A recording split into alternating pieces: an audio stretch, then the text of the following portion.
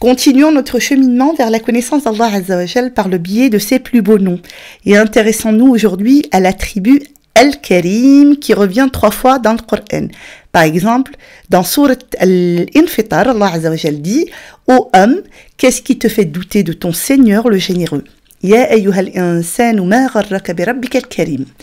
Allah utilise cet attribut également sous la forme Al-Akram, une seule fois dans le Coran, dans Surat Al-Alaq, lis, car ton Seigneur est le plus noble. Iqra wa rabbuka al-akram. Allah utilise le terme Karim à la forme verbale lorsqu'il parle des enfants d'Adam. Wa laqad karramna bani Adam. Certes, nous avons honoré les fils d'Adam. Le concept de Karam est beaucoup plus large que la simple traduction de générosité. Le nom Al-Karim désigne celui qui possède le bien en abondance et qui est très généreux.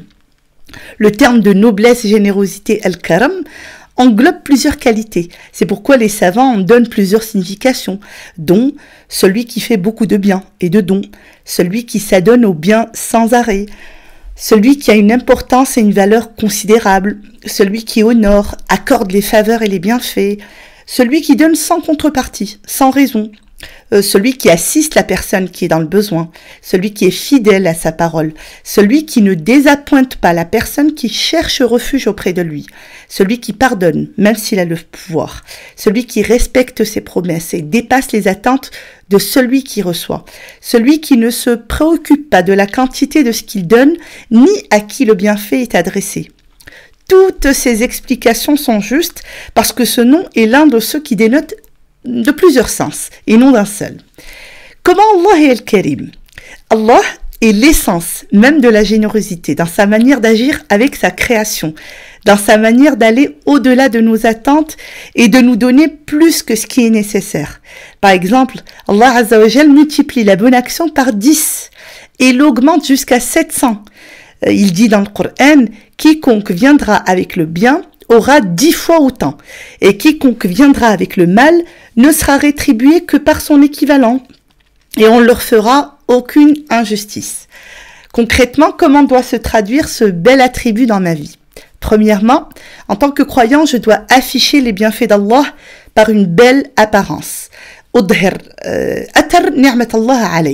prophète alayhi salatu wassalam dit, lorsqu'Allah accorde un bienfait à son serviteur, il aime en voir les effets sur lui. Inna Allah yuhibbu an yura athara ni'matihi ala 'abdihi. Ce hadith recommande aux croyants d'afficher le bienfait d'Allah Azza wa Jal, et que ce soit dans ses vêtements, sa nourriture, sa boisson, sa demeure et toutes les apparences permises en ce bas monde. Bien sûr, cela doit être fait sans vantardise, orgueil et volonté de briser le cœur des pauvres ou de les mépriser. Allah Azza wa Jal aime voir les signes de ses bienfaits sur ses serviteurs, car cela est une forme de reconnaissance, shukr, envers Allah pour ses bienfaits. D'ailleurs, il le dit dans Surat Ad-Duha, wa amma bi ni'mati rabbika fahaddith. Quand on bienfait de ton Seigneur, mentionne-les. Deuxième impact, je dois en tant que croyant honorer les gens et faire preuve de générosité. Ikram an-nas. Dans un hadith, le prophète alayhi salatu wassalam dit, quiconque croit en Dieu et au jour dernier, qu'il honore son voisin. Falyukrim jarah. Quiconque croit en Dieu et au jour dernier, qu'il honore son invité comme il en a le droit. Falyukrim dayfah. La générosité est le fait de dépenser volontiers de l'argent et du temps. Elle peut se définir dans une large mesure comme le sacrifice de soi pour l'intérêt d'autrui. La générosité, c'est l'un des caractéristiques prophétiques puisque tous les prophètes sont les élus parmi les hommes et qui sont décrits par les plus nobles caractères. Quant à la générosité de notre prophète Mohammed alayhi salatu wassalam, il y a beaucoup à dire. On va se contenter de citer certains passages de sa vie. D'après Abu Huraira, le prophète alayhi salatu wassalam était le plus généreux des hommes. Et le moment où il était le plus généreux, c'était durant le mois de Ramadan, lorsque Jibril le rencontrait et venait chaque nuit lui enseigner le Coran. Ainsi, le prophète alayhi salatu wassalam le rencontrait et il était plus généreux que Rih al-Mursala, que les vents envoyés, subhanallah. un autre hadith, quand Aïcha, radiallahu anha, a sacrifié un mouton, et quand le prophète alayhi salatu wassalam est rentré chez lui et a demandé qu'est-ce qui reste du mouton ou du sacrifice, elle a répondu, il n'en reste que cette épaule. Il la corrigea subtilement. Il lui dit, le tout est resté sauf son épaule. Je ne sais pas si vous avez saisi, subhanallah. En fait, Aïcha avait donné en aumône tout le mouton, à l'exception de l'épaule. Et le prophète, alayhi salatu wassalam, lui a expliqué qu'en réalité, seul ce que nous dépensons pour Allah, pour l'au-delà, nous reste, et c'est ce que nous gardons qui s'en va, subhanallah. Vous savez, la générosité ne se limite pas à dépenser de l'argent. Son concept est plus large et son image est plus générale. La générosité représentée par le sacrifice de soi, envers l'autre, envers l'épouse, les enfants, les proches. La générosité faite en vue de remplir les besoins des gens, même le sourire. La bonne humeur, subhanallah. Le prophète alayhi salatu wassalam nous dit que ton sourire au visage de ton frère est une aumône. Ibtisamatuka fi washi akhika sadaqa. Donc, sois généreux envers les autres, sachant qu'Allah te récompensera toujours. Ne sois pas généreux qu'avec ton argent, mais sois-le également avec ton temps et ton caractère. Rasoul alayhi salatu wassalam nous disait jamais non lorsqu'on lui demandait une chose.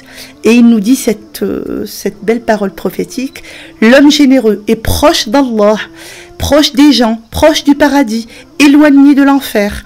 L'avare est éloigné d'Allah, éloigné des gens, éloigné du paradis, proche de l'enfer. D'ailleurs, un homme ignorant mais généreux est plus agréable à Dieu qu'un dévot avare. Subhanallah. Autre impact, savoir qu'être honoré par des richesses est une forme d'épreuve. Na'lam anna al-ikram bin-ni'ma ibtila'. Allah Azza wa Jalla le dit dans le Coran, nous explique que la richesse comme la pauvreté sont des épreuves. Lorsque ton Seigneur, pour éprouver l'homme, l'honneur et le comble de bienfait, celui-ci dit, mon Seigneur m'a honoré. Rabbi akraman.